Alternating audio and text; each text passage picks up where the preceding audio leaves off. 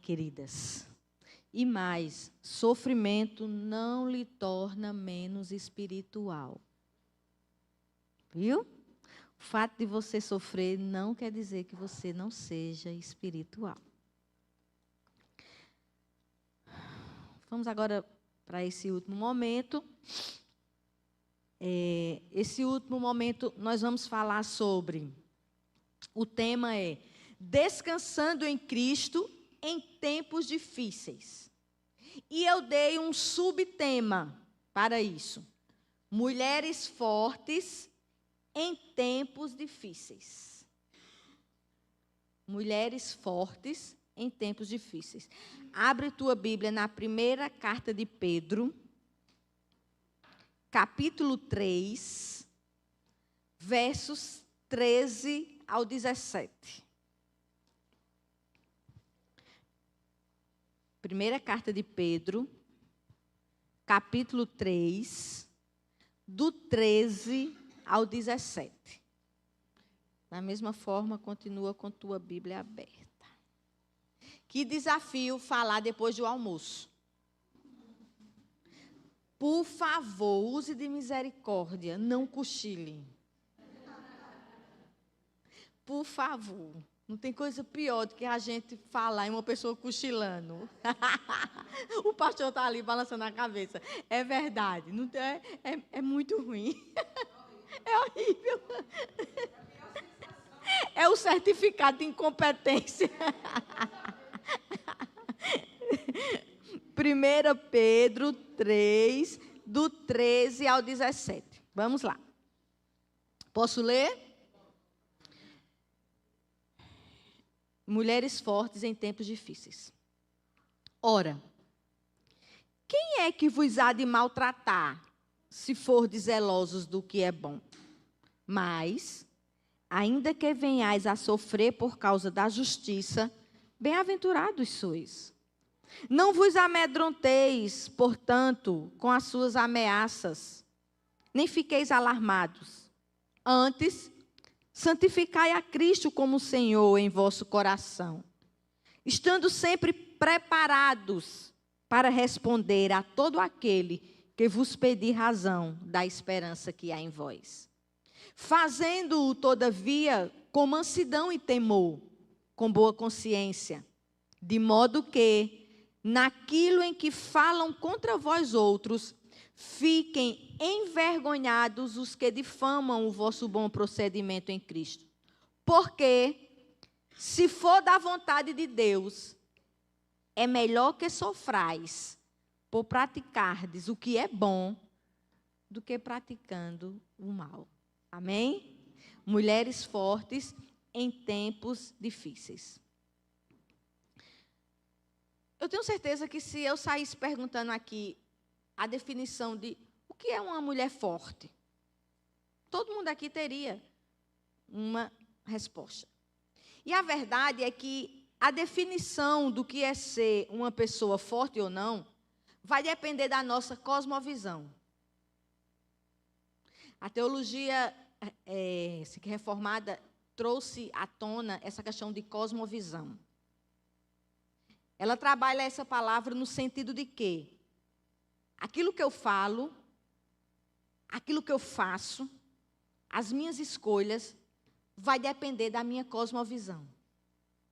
Vai depender da minha mente. Então, eu posso ter roupa de crente, eu posso ter todo o trejeito de crente, mas, no final das contas, o que vai dizer se eu tenho um estilo de vida cristão ou não, são minhas atitudes e minhas definições. Então, a forma como nós vemos o mundo é que nós vamos dizer o que é ser uma pessoa forte ou não. Né? Porque o que é cosmovisão? É a forma como eu enxergo e entendo o mundo. Nós podemos ter uma cosmovisão bíblica ou uma cosmovisão mundana. Bota isso na sua cabeça, não existe cosmovisão neutra. Você não fica em cima do muro com relação a nada. Até contam que é uma história com né, que é quando não foi verídica, né, que disse que tinha um camarada que era extremamente indeciso. E teve lá que uma polêmica, aí disseram a ele, ou tu fica na direita ou tu fica na esquerda. Aí ele disse, não, eu vou ficar em cima do muro. Aí disse que Satanás bateu nele e disse assim, o muro é meu. Então não existe neutralidade em nada. Ou você tem uma cosmovisão bíblica, ou você tem uma cosmovisão mundana. Mas o que é ser forte na Bíblia? O que é ser forte para o mundo? Para o mundo, o que é ser uma mulher forte? Você já pensou sobre isso? Primeiro eu quero desconstruir esse conceito mundano. Sabe por quê, irmãs? Porque, infelizmente, nós nos denominamos cristãs, mas muitas vezes os nossos conceitos ainda não passaram por uma renovação de mente. A gente ainda está com a mente velha. Então, assim, eu trouxe hoje aqui, antes da gente entrar realmente o que é ser uma pessoa forte, algumas frases mundanas que nos fazem ter um conceito errado sobre o que é ser uma mulher forte. Primeiro, tem uma música dessas abençoadas daí, né, que está filmando, eu não posso dizer o nome, que diz assim, tá para nascer homem que vai mandar em mim. E é com tristeza que nossos adolescentes estão cantando. É com tristeza que nossas jovens estão cantando. A mulher forte aqui nessa música é aquela que não precisa dar satisfação a ninguém. É a mulher que não obedece regras, valores, nem tampouco o marido. Sujeitar-se a alguém, inclusive a Deus, é sinal de fraqueza. Você já percebeu isso? E Efésios 5:21 vai dizer, sujeitando-vos uns aos outros no temor de Cristo. Então, ser mulher forte não é ser essa mulher rebelde, que diz, eu não dependo de ninguém. Outra música. Olha que coisa terrível. Vá buscar aquele diploma. Vá, garota. Desbloqueie o potencial que você não sabia que tinha. A música forte aqui, a mulher forte aqui, é a que faz universidade, que não tem problema nenhum, irmãs. É a que tem uma profissão, que não tem problema nenhum. É a que ganha o seu próprio dinheiro para não depender de ninguém. Aí Provérbios 24:3 vai dizer, com a sabedoria se edifica a casa, e com a inteligência ela se firma. Inteligência eu posso comprar. Eu posso fazer um curso. Sabedoria só vem do alto. Sabedoria só vem de Deus. Outros acham que a força de uma mulher está na sua liberdade. A mulher forte é aquela que é livre para escolher o seu destino. Liberdade para fazer o que quiser, seguir seus instintos, seu coração, suas emoções. Gálatas 5:13 vai nos dizer, porque vós, irmãos, fostes chamados à liberdade, mas não useis a liberdade para dar ocasião à carne. Antes, pelo amor, servivos uns aos outros. Como a gente vê, a gente vive tempos difíceis. E a gente precisa ser forte para ir contra tudo isso, irmãs. Nunca foi tão difícil ser cristão. Nunca foi tão desafiador você ser cristão. Vamos ao texto. Vamos entender o pano de fundo dessa carta. Primeiro, quem escreveu essa carta foi o apóstolo Pedro. A quem foi que essa carta foi direcionada? Aos cristãos ali da Ásia Menor, que hoje é a atual Turquia. No capítulo 1, vai nos dar um panorama de como estavam esses cristãos. Diz assim, aos eleitos, que são forasteiros da dispersão, no ponto Galácia, Capadócia, Ásia e Bitínia. Esse versículo nos dá duas coisas, dois direcionamentos a quem foi escrita essa carta. Primeira, aos forasteiros. O que é uma pessoa forasteira? É que ela vive em um lugar que não é o dela. É fácil? viviam em um lugar que não era o seu. Outra coisa, ele vai dizer aos forasteiros da dispersão.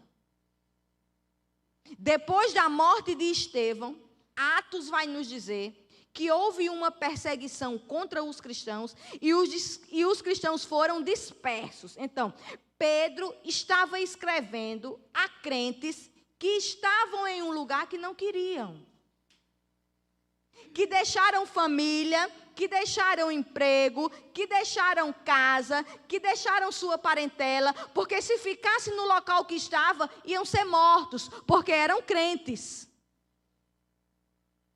Uma coisa é você escolher a cidade que você vai morar, e já é difícil.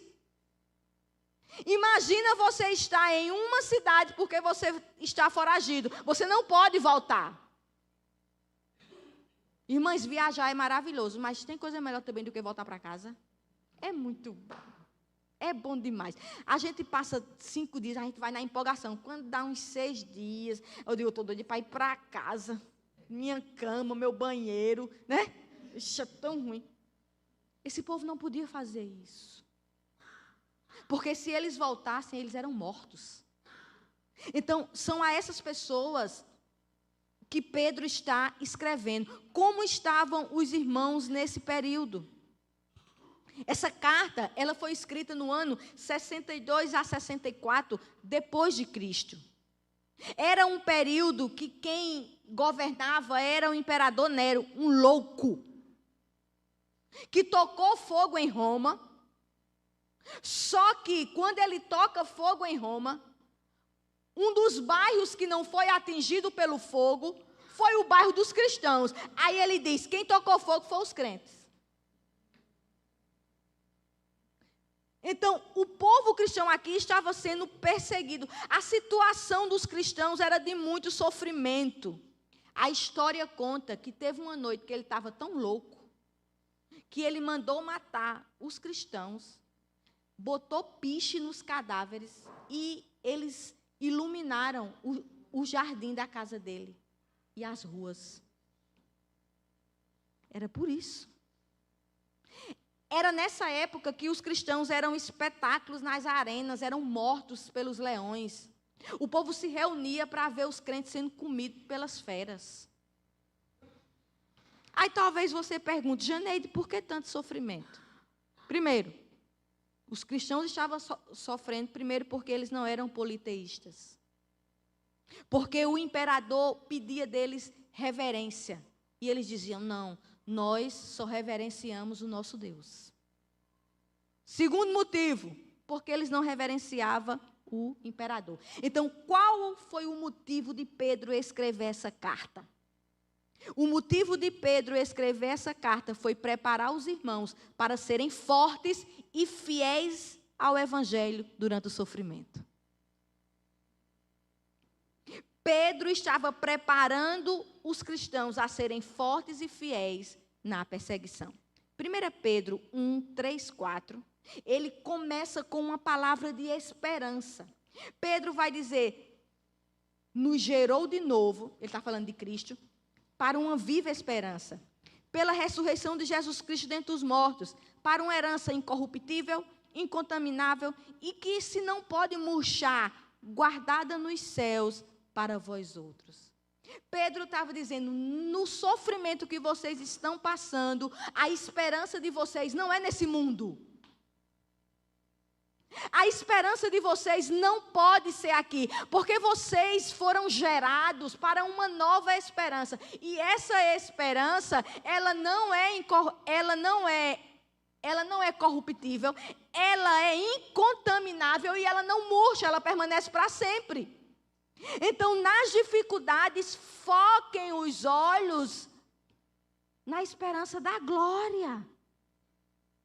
Era isso que ele estava aqui dizendo aos cristãos. Irmãos, assim como esses cristãos, nós também vivemos tempos difíceis. Assim como esses cristãos, nós precisamos ser mulheres cristãs fortes. A nossa perseguição hoje não é na esfera física, por enquanto. Porque se você ler Portas Abertas, Existem mulheres estupradas porque são cristãs. Existem mulheres que perdem marido e filho porque são cristãos. Mas aqui nós ainda não passamos por essa perseguição na esfera física. Mas particularmente eu acho que a nossa perseguição ela é pior. A nossa perseguição hoje é no campo ideológico. A nossa perseguição hoje é na mente. A nossa mente, ela é bombardeada diariamente com valores não cristãos. Gente, eu não sei se lhe assusta, mas você vê meninas nas nossas igrejas que a gente viu crescer de 8, 9 anos, quando a gente menos espera, está de cabelo vermelho, toda de preto. Aí você diz, meu Deus, o que foi isso? Eu fechei o olho e quando eu abri, estava assim. Nós travamos uma guerra ideológica, é na nossa mente, são nos nossos valores. E esse texto, ele vai nos ensinar a sermos fortes em tempos difíceis. Verso 13. Ora, quem é que vos há de maltratar, se fordes zelosos do que é bom? Vamos entender o texto. O que é que Pedro está dizendo? Pedro está dizendo, olha, o normal é que quem faz o certo e vive pela verdade, vive numa boa. Não é isso? O normal não é esse? Seria esse. O normal é isso. Irmãs, qual é o problema da gente defender casamento heterossexual? Qual é o problema da gente defender a monogamia? Qual é o problema a gente priorizar família e filhos? Qual é o problema a gente educar nossos filhos para servirem ao Senhor? Qual é o problema eu, como mulher, me vestir decentemente e não priorizar somente o exterior e querer envelhecer naturalmente? Qual é o problema? Nenhum. Mas é assim que acontece? Não é. A gente vive numa sociedade sem princípios e valores. O que era errado agora é certo. E o que era vergonhoso agora é aplaudido. A gente vive uma loucura. A gente vive uma loucura. A mulher que decide envelhecer naturalmente é tida como desleixada. Eu conheço, não vejo problema nenhum quem pinta cabelo, viu, irmãs? Eu pinto. A minha raiva é que meu marido não pinta. Não tem um branco. Mas eu conheço irmãs crentes que servem de chacota porque não quiseram pintar o cabelo. E as irmãs da igreja dizem, mulher, está parecendo uma velha, pinta teu cabelo. Você está entendendo? Qual é o problema você querer viver certo? O normal era que quem faz o certo ser aplaudido. A gente muitas vezes tem vergonha de dizer que é contra gays. Quando eu digo contra, não é de agredir não, tá, irmãs? É a postura. Mas a gente às vezes tem vergonha de dizer que é contra aborto, que é contra divórcio. Aí Pedro vai dizer assim, o normal é que vocês que estão nessa luta tão grande e que zela pela verdade, viver bem. Mas não é assim. Aí ele vai explicar no verso 14. Mas, ainda que venhais a sofrer por causa da justiça, bem-aventurados sois. Não vos amedronteis, portanto, com as suas ameaças, nem fiqueis alarmados. Pedro vai dizer, por defenderem a verdade, vocês serão perseguidos. 2 Timóteo 3,12 vai dizer assim, ora, todos quantos querem viver piedosamente em Cristo Jesus estão perseguidos. Timóteo 4,4, aquele, pois, que quiser ser amigo do mundo, constitui-se inimigo de Deus. Não tem como você ser um cristão hoje e ser maioria. O nosso problema é que a gente quer ser cristão e quer ser da onda. A gente quer ser cristão e quer ser da turma.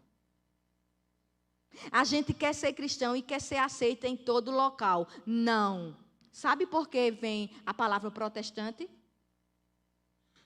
Porque eles protestavam contra tudo. Aquilo que estava contra a palavra. Então, se você faz o certo, você vai ser perseguida. E Pedro vai nos dar 2 conselhos. A primeira coisa, somos bem-aventuradas. Pedro está dizendo, se você é perseguido por causa do evangelho, por defender a verdade, você é feliz. Se você está sendo desprezada, mal falada, mal compreendida por causa do evangelho, seja forte, você é feliz. Se sua família não te convida mais para as badernas que tem na família, você é feliz. Se sua família, nas rodas de conversas depravadas, quando você chega, fica todo mundo calada, é porque você é santa.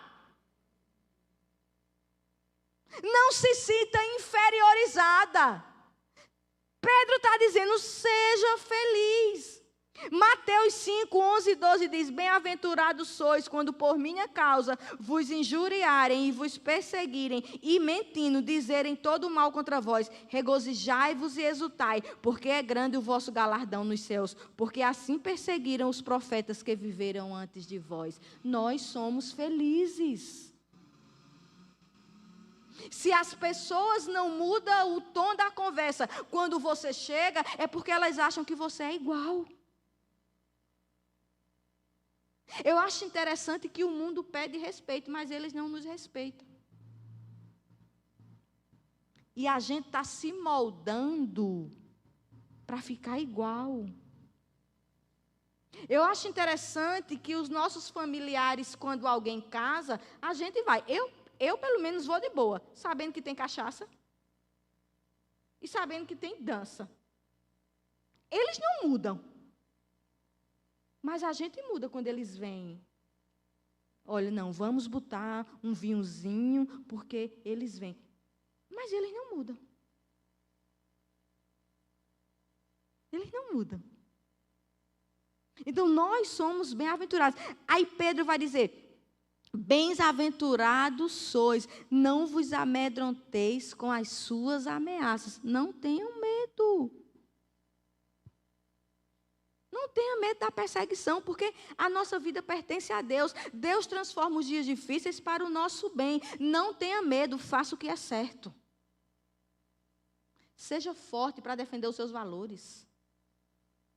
Seja forte para dizer, não, não é dessa forma. A Bíblia não fala dessa forma. O meu Deus não me orienta dessa forma.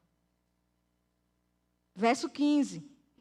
E é interessante que nessa linha de pensamento, ele vai dizer assim, antes, lembra o que eu disse hoje de manhã?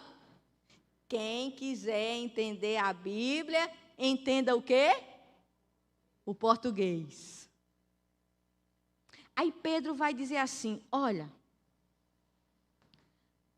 antes, quando vocês forem perseguidos por defenderem a verdade, quando vocês forem perseguidos por terem um estilo de vida santo, antes de qualquer coisa, antes de bater boca, antes de pegar briga, olha o que é que Paulo vai dizer, Pedro. Antes, a gente tem que ser o quê, irmãs? Vamos para o texto. Santificai a... Que maravilha. Pedro está dizendo, quer a melhor arma contra o mundo? Quer a melhor arma para tempos difíceis? Seja santa. Aí ele vai dizer, santidade no vosso coração. Interessante. Santidade no coração. Sabe por quê? Porque cristianismo é coração transformado. Cristianismo é coração regenerado. Não adianta saia varrer no chão. E a língua do mesmo jeito. Santidade começa no coração. Mateus 15, 19 vai dizer, porque do coração é que procedem os maus pensamentos, mortes, adultérios, prostituição, furtos, falsos testemunhos, calúnias e blasfêmias. Quer ser forte? A primeira coisa que você tem que fazer é ser santa. E todo mundo sabe aqui a definição de santidade. Ser santa é ser separada do mundo. E perguntaram a Shed uma definição prática. O que é ser uma pessoa santa? E eu achei sensacional.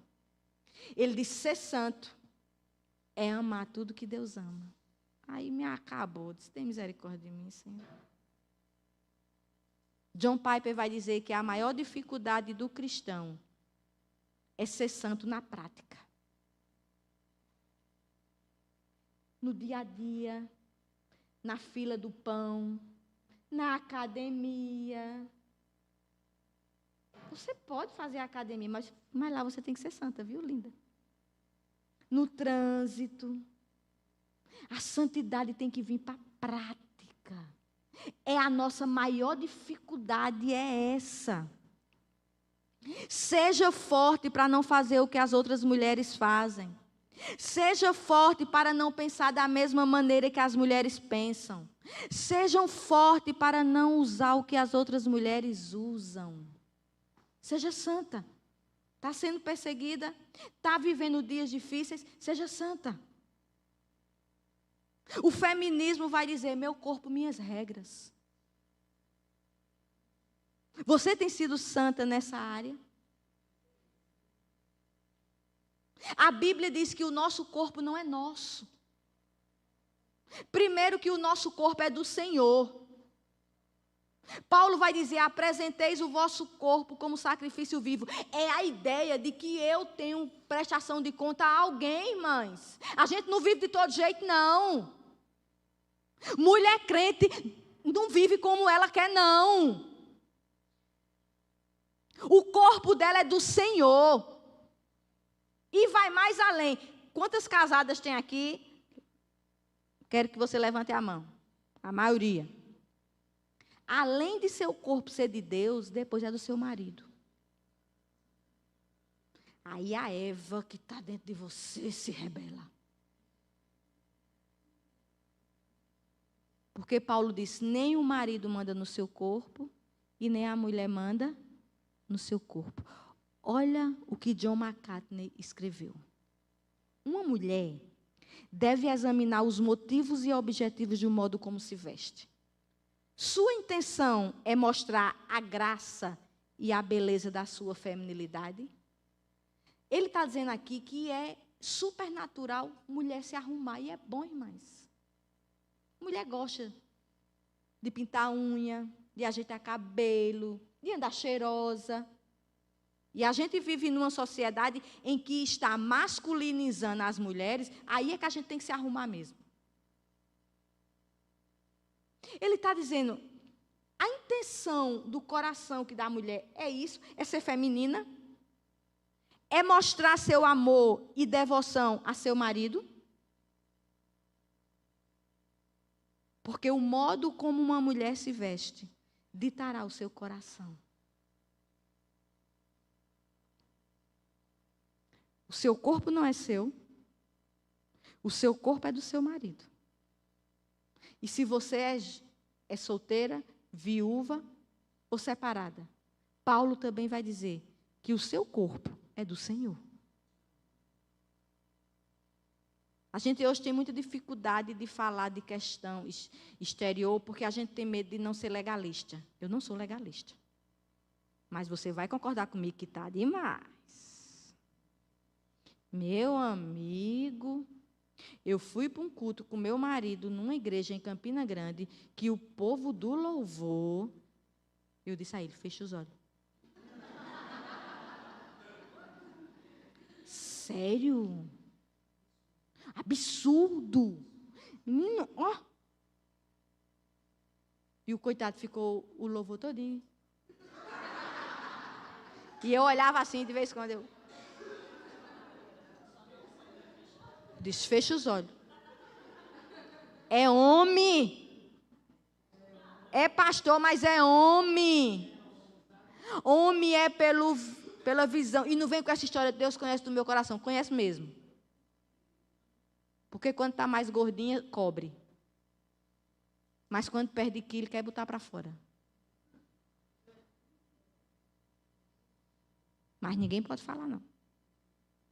Ninguém pode falar, não, para não ser legalista. Seja santa, irmãs. Seja forte. O mundo manda você cultuar o seu corpo. A Bíblia manda você cultuar a Deus através do seu corpo. Seja essa pessoa separada. Aí ele vai dizer aqui no verso 15, ele continua, mas antes santificai a Cristo como Senhor em nosso coração, estando sempre preparada, eu vou usar esse preparada, para responder a todo aquele que vos pedir razão da esperança que há em vós. Sabe o que é que Pedro está dizendo? Na perseguição, nos dias difíceis, seja forte para argumentar a sua fé. Deixa eu falar uma coisa aqui. Sabe qual é o nosso problema cristão? É que a gente é visto como pessoas ignorantes. Tem mudado muito, graças a Deus, mas ainda tem. A gente não tem, é isso que Pedro está dizendo aqui. Nos dias difíceis e nos dias de perseguição, tenha argumento para dizer ao mundo qual é a razão da esperança que há em você. E esse responder no grego é apologia, é defesa da fé. Ou seja, Pedro está dizendo, use argumento sólido. Você precisa de uma fé inteligente. Sabe qual é o nosso problema? É que a gente não tem argumento bíblico para determinadas coisas. A gente é assim, sangue de Cristo tem poder. Queima ele, Jesus. Desce fogo. É Satanás purinho. Sai daí, pombagira. Irmãs, a gente precisa ter argumentos sólidos. E eu vou dar aqui uma palavrinha para a mulher. Mulher precisa estudar. Mulher precisa de gostar de teologia. Teologia é conhecer a Deus. Sabe qual é o seu problema? É que no secular você estuda. Porque se você não estudar, você fica para trás. Na sua pós, porque minha pós, você tem que estudar. Mas sua vida cristã você quer levar de todo jeito. Irmãs, deixa eu dar aqui um exemplo bem prático. Como a gente é despreparada. Eu falei para vocês que a minha vida toda foi com o cabelo progressivo. E eu fiquei careca, né? E começou a nascer. Eu disse, meu Deus, o que é que eu faço agora com esses pichainhos para cima, quando acorda? Aí uma colega minha disse assim, tem uma consultora em Campina, que é de cacho. Presta atenção. A ideologia. Não seja preparada, não. Lá vai eu, marquei 170 a consulta. Disse, taca, moleque. Negócio caro, mas vamos embora. Eu queria uma consultora de cacho. Irmãs, quando eu cheguei, eu já achei estranho. O salão cheio de foto de Frida. Todo mundo conhece Frida? Vou dizer quem é Frida. Pronto. Toda feminista que se preza ama Frida. Quem era Frida? Frida é o ícone do feminismo. Vou dizer quem era Frida. Uma pintora, ou era mexicana ou era argentina, que me corrija. Acho que mexicana. Uma pintora que era casada com um comunista, não sei quantos anos, mais velho que ela. A amante dele era a irmã dela. Uma mulher frustrada, uma mulher mal amada, que quando ele não chegava em casa, ela se vestia de homem e ia ter relações homoafetivas com as mulheres. Pronto, é essa a sensação do feminismo. É essa mulher que todo mundo venera, que é uma mulher libertária. Aí quando eu entrei, foto de Frida. Aí lá vem um gato, aí ela, Frida! Era uma gata. Aí eu mandei foto para minha menina. Olha onde eu estou, é hoje. Ou eu saio, 170 para Frida. Ou eu hoje morro aqui. Escuta, vamos começar o treinamento. Olha onde eu quero chegar, presta atenção. A gente ri, mas é sério. Aí lá vem ela. Né? Dessa largura, não tenho nada contra quem é gorda não, entenda. Toda folgadona. Os funcionários na mesma linha. Aí ela, oi querida, tudo bom? Sou eu que vou fazer a consultora. Me conte sua história. Aí eu disse, mulher, a minha história é o seguinte. Eu perdi o cabelo, porque eu fui um tratamento. E estou com esse cabelo agora. E eu quero que você me diga um creme. Para que ele não fique alto. Pois é, ô mulher, por que tu não me dissesse? Aí ela fez assim. Calma, sua história não começa agora. Você está entrelaçada. Gente, olha que coisa terrível. Você está entrelaçada com esse discurso patriarcal. A sociedade botou na sua cabeça que seu cabelo é feio. Você já percebeu que nas histórias de desenho animado, as princesas têm cabelo liso e as bruxas cabelo cacheado? Então você precisa desfazer tudo isso. Eu disse, não, mulher, eu quero que meus cabelos fiquem baixos. Porque cabelo cacheado dá trabalho. Não diga mais isso. Isso é um discurso que foi internalizado em você. Eu disse, gente, pelo amor de Deus, que loucura. Aí eu deixei ela falar bem muito. Aí eu disse, é agora. Aí quando ela terminou, eu disse, olha, mulher, deixa eu lhe dizer uma coisa. Eu sou crente. Eu sei quem eu sou. Minha identidade, quem me deu foi Cristo. Eu sei que cabelo não me define. Mas eu só quero ter cabelo baixo. E ela ainda me deu aqueles pentos assim para me fazer assim. Eu disse, quero não, mulher, eu não quero isso não. Eu quero meu cabelo baixo.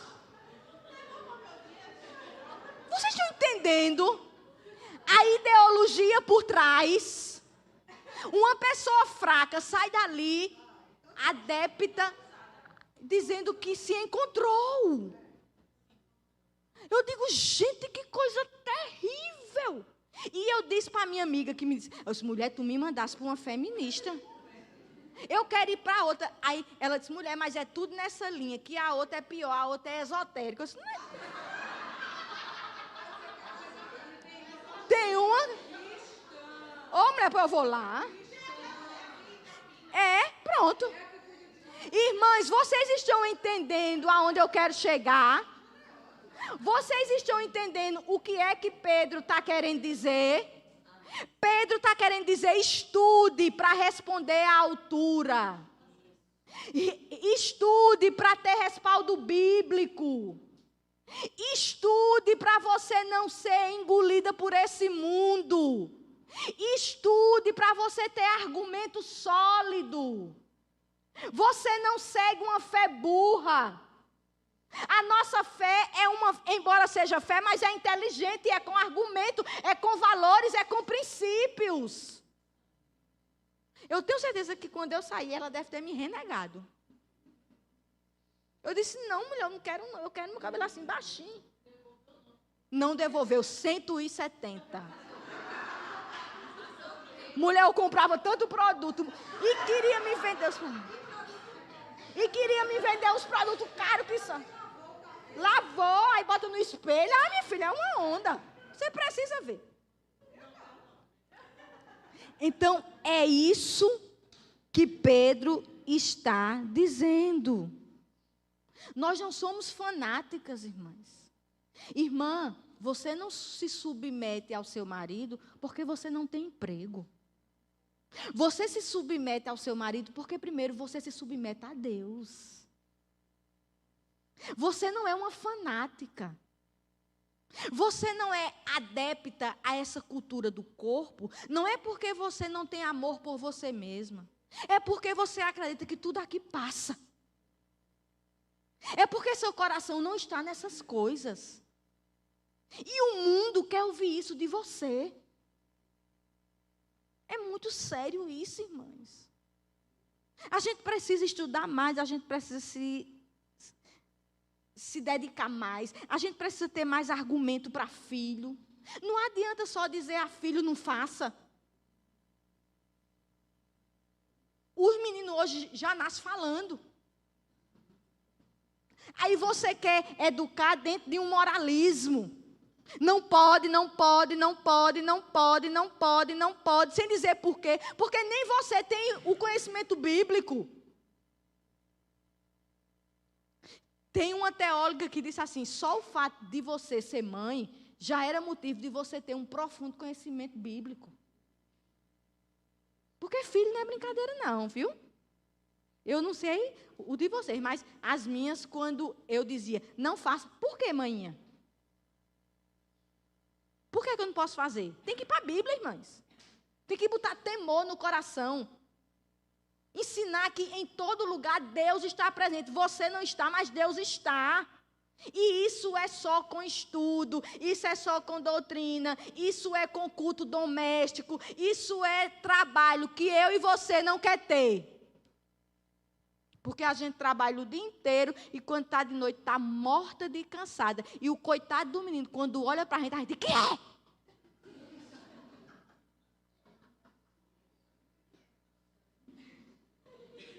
Tá? Por isso que questione seu tempo fora de casa. Eu não vim aqui dizer que mulher não pode trabalhar, porque isso não está na Bíblia. Eu estaria acrescentando, mas eu estou dizendo, questione seu tempo fora de casa. Se vale a pena. Quem tem que educar filho é marido e mulher. Salinha de escola dominical é uma vez na semana. Aí depois a bomba vem para o pastor, o que você não fez em casa. Quem tem que educar a casa é o marido. Espiritualmente, quem tem que guiar é o marido. E você ser auxiliadora. Para isso você precisa de Bíblia. Para isso você precisa de conhecimento. Meu Deus, eu fico de boca aberta com alguns conselhos que eu vejo algumas irmãs crentes dando às filhas. Tenha razão da esperança que há em você.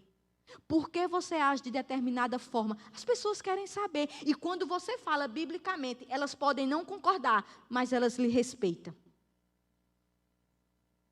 Elas lhe respeitam. O problema é que a gente não tem base bíblica. A gente fica só na parte da moralidade. E isso não convence ninguém. Irmãs, é com tristeza. Quem era para estar aí bombando em rede social, em como ser mãe, eram as mulheres evangélicas e não as católicas. Deixa abrir aqui um parênteses. Minhas duas filhas casaram. Elas são casadas. Uma casou em 2021 e a outra em 2022. E minha filha, desde cedo, ela não quis tomar anticoncepcional. Por quê? Porque anticoncepcional tem vários riscos. E ela começou a fazer um curso com um médico ginecologista católico. Dá show. E esse médico tem um aparelho que você compra nos Estados Unidos, que vem pelo correio, e ele vai medir a sua temperatura e ele serve de método anticonceptivo. Extremamente eficaz.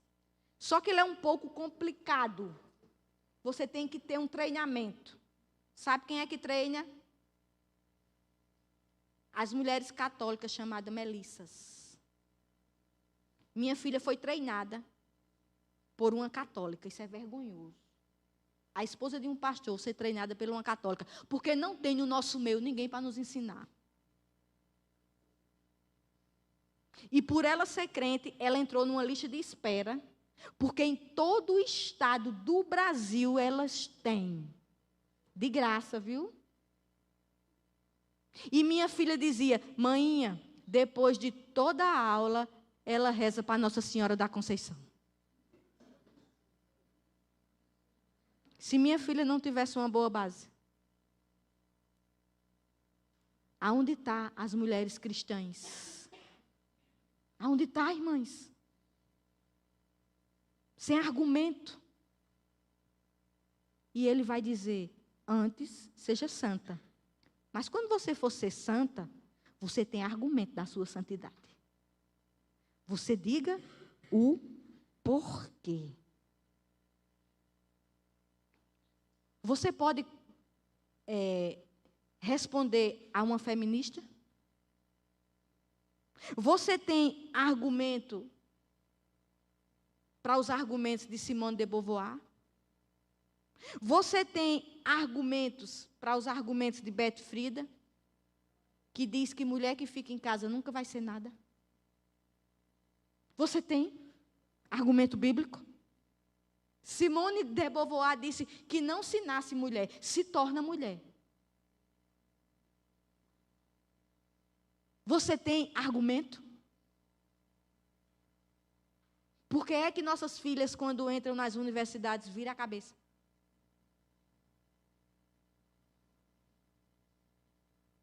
A gente precisa estudar. As pessoas precisam nos respeitar. Não só pela forma como nós nos vestimos, mas pela forma do que nós sabemos. Aí ele vai além. Verso 16. Olha só, ele faz uma argumentação gramatical sensacional. Ele começa dizendo que o certo era quem faz o bem não ser perseguido, mas já que é perseguido, é bem-aventurado. E ao ser perseguido, antes de qualquer coisa, você seja santo, você tenha argumentos sólidos, porém, verso 16, como deve ser essa resposta? Fazendo todavia com... A Bíblia é perfeita.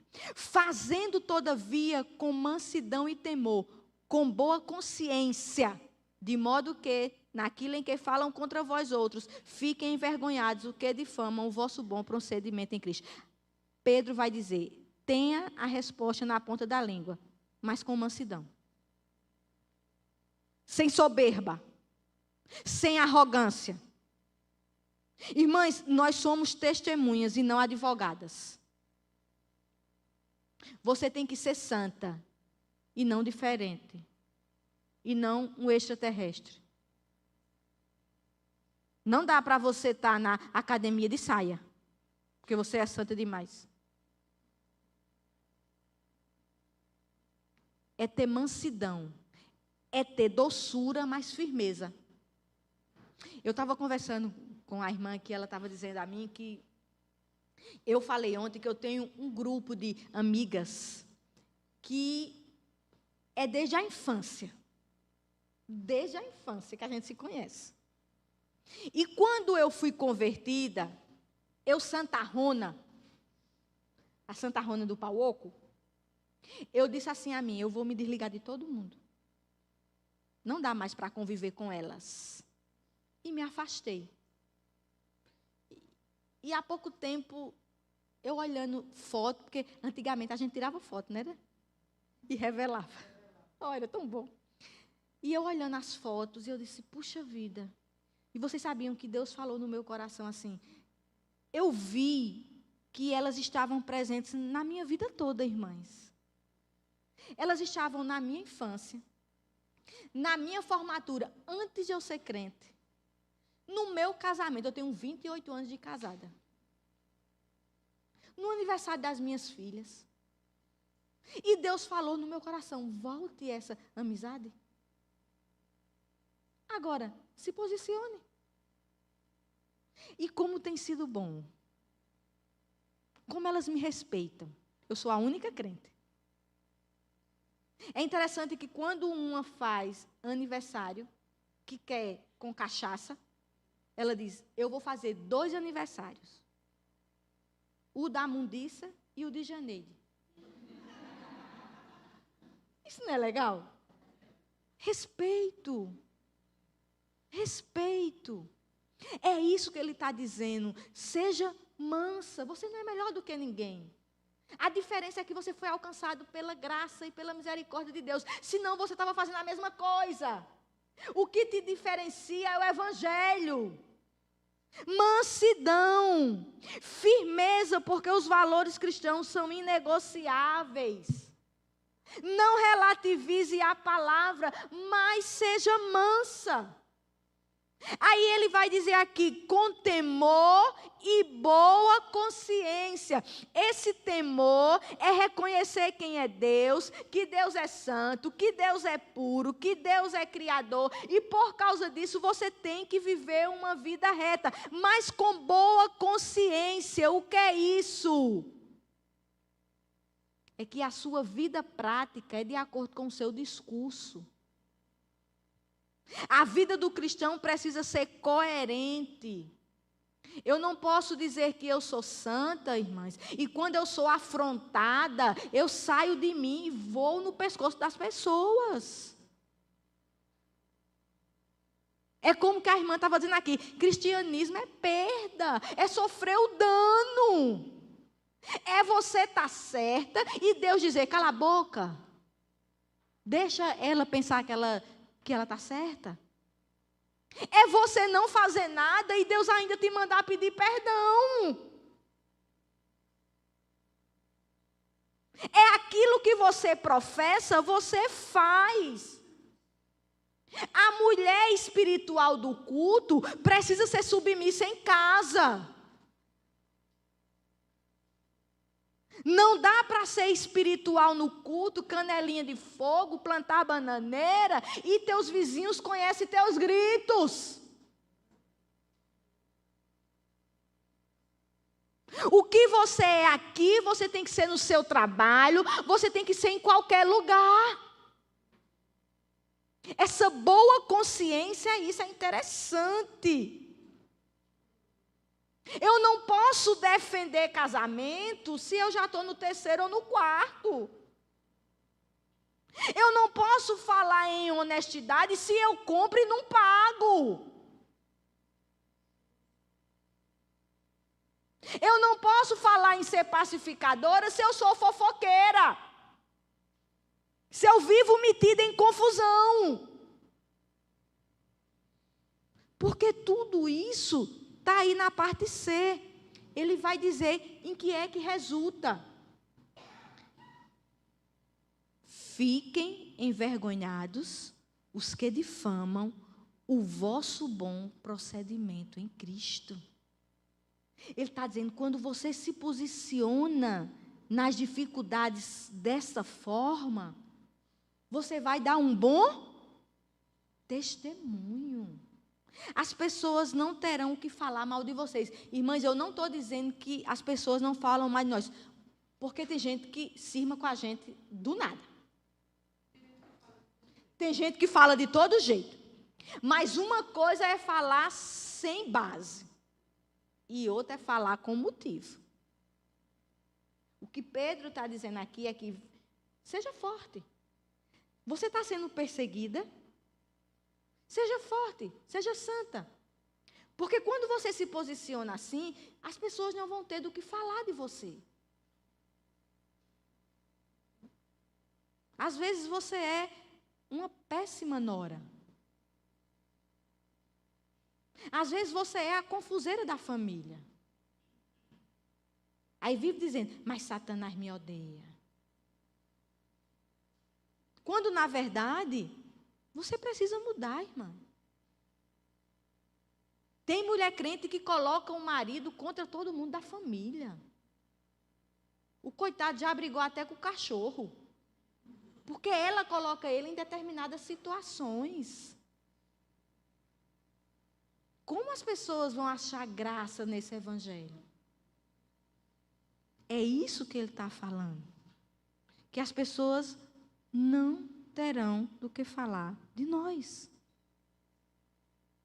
E eu queria terminar com esse texto porque ele é algo assim que nos ajuda em dias difíceis. Como nós precisamos nos posicionar em dias difíceis? E eu queria terminar essa história, essa palavra. Não sei se você já ouviu a história de Ellen Roosevelt.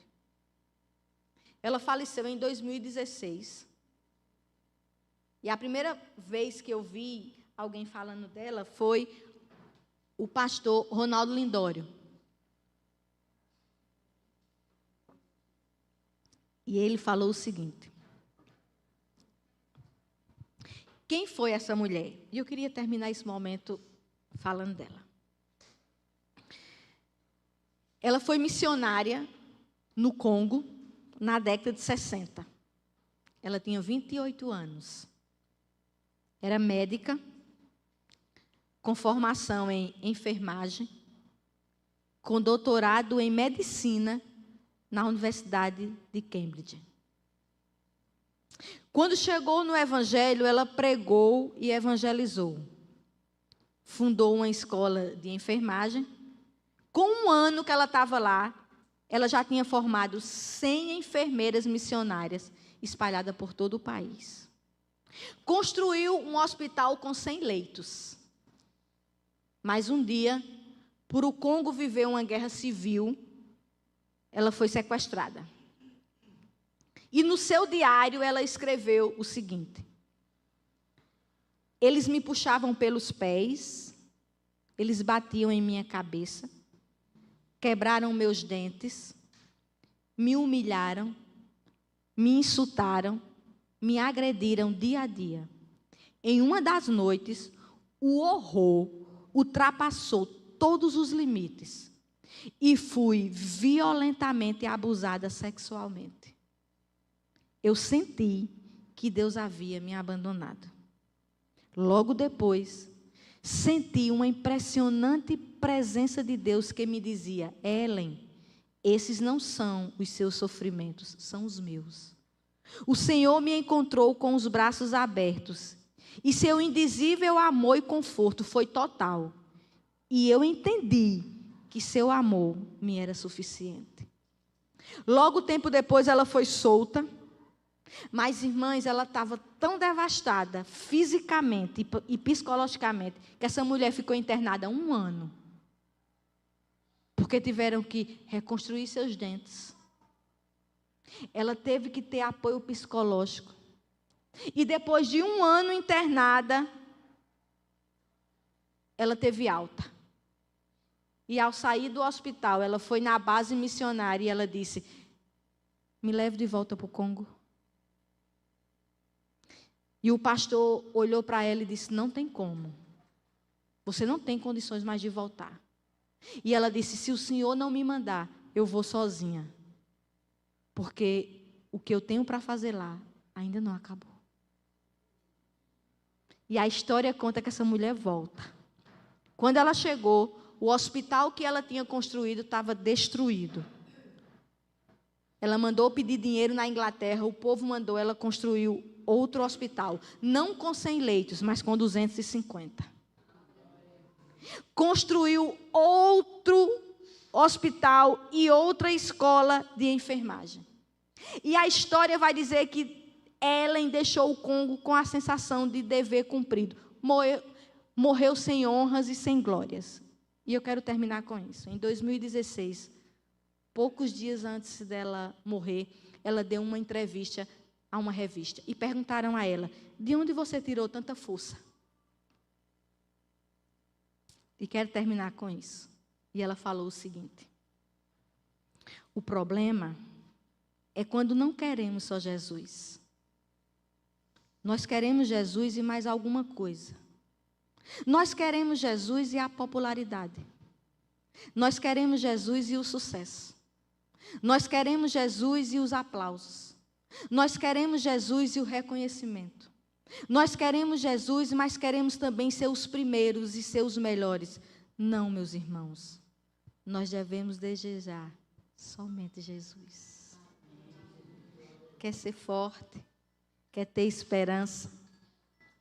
Quer passar pelo dia mal, acreditando naquele que executa todas as coisas? Queira somente o Senhor. Que Deus aplique essa palavra no seu coração. Desde já, agradeço, irmãs, pela acolhida maravilhosa. Que momento precioso que eu passei aqui durante esses 2 dias. Orem por mim, se lembrem de mim nas suas orações. Nos encontraremos na Consciência Cristã, em nome de Jesus. Espero todas vocês lá, viu, a igreja todinha. E quero dizer que foi um prazer, agradecer a acolhida, o convite. Eu não tenho como, eu estou saindo daqui hoje regozijada. Muito obrigada por tudo e que Deus as abençoe.